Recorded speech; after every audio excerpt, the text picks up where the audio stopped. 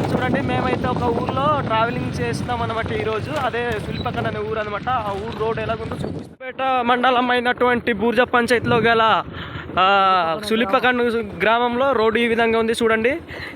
చాలా దారుణంగా ఉందన్నమాట. మొన్నటి 3 రోజుల వర్షాలకి కొట్టుకొని పోయిందనమాట. ఈ రోడ్లు మొత్తం గోతులు అయిపోయిందనమాట. ఏ గవర్నమెంట్ వచ్చినా సరే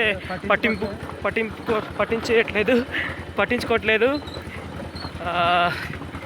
ఈ వీడియో చూసి ఉన్నత అధికారులు అయినా సరే మాకు రోడ్డు కలగజేయండి. చూడండి, అది ఒక గిరిజన గ్రామం అన్నమాట. కొండల మధ్య ఉంది చూడండి.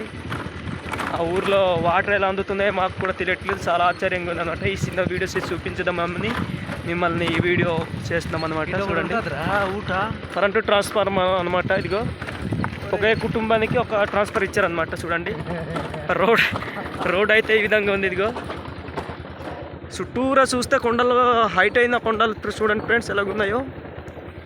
ఈ ఏరియా అయితే ఒకప్పుడు సెల్ ఫోన్లు టవర్లు ఏం లేకుండా ఉండేది అనమాట. ఇప్పుడైతే కాస్త డెవలప్ అవుతుంది అనమాట.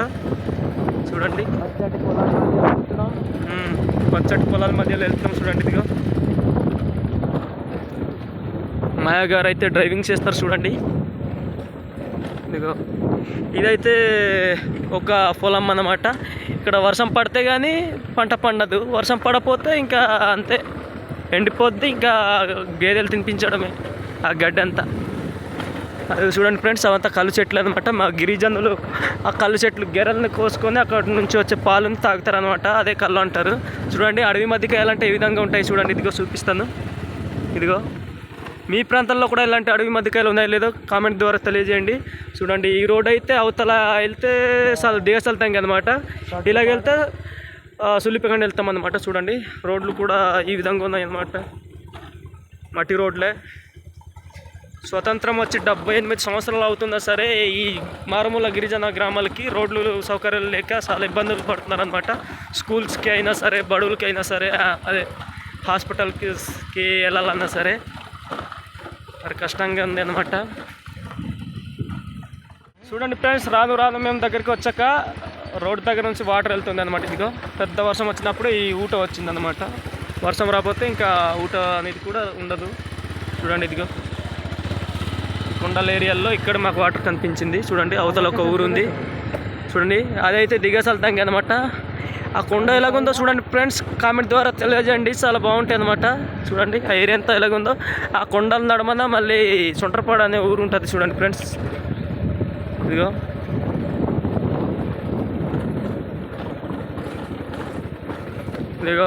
మా ప్రాంతాల్లో మేము ఉంచుకునే కళ్ళు చెట్లు ఈ విధంగా ఉంటాయి. చూడండి ఫ్రెండ్స్, ఇదిగో చూడండి,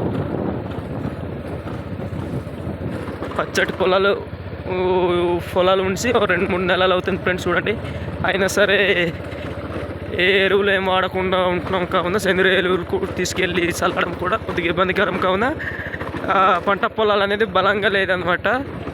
సారవంతంగా లేదు కదా భూమి. చూడండి ఫ్రెండ్స్, రోడ్ ఎలా ఉందో చూడండి. ఇదిగో మట్టి రోడ్ అంతా. కింద చూస్తే లోయ, ఇటు చూస్తే కొండల నడుమ నుంచి రోడ్డు ఏం బాగుంది ఫ్రెండ్స్. చూడండి, పెద్ద పెద్ద బండరాళ్ళు ఉన్నాయి కిందకి చూస్తే. చూడండి, ఇదిగో మా గిరిజనులు వాళ్ళ జీవనాధారం కోసమే ఆ పంటలు పండించుకొని తింటారనమాట. చూడండి, లొకేషన్ ఎలాగుందో.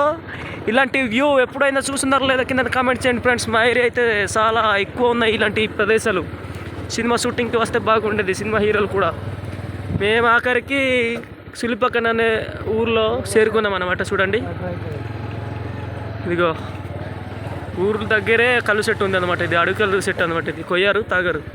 చూడండి, మా వాళ్ళు అయితే ఇక్కడ ఉన్నారు. ప్రజలతో మనం చర్చించుకుందాం ఇప్పుడు. చూడండి ఫ్రెండ్స్, ఆఖరికి అయితే మేము ఈ మీటింగ్కి చేరుకున్నాం అన్నమాట. ఈ మీటింగ్లో చేరుకొని ఇప్పుడు మీటింగ్ ముగించే లోపే వర్షం వస్తే మేము చాలా ఇబ్బంది పడుతున్నాం అనమాట.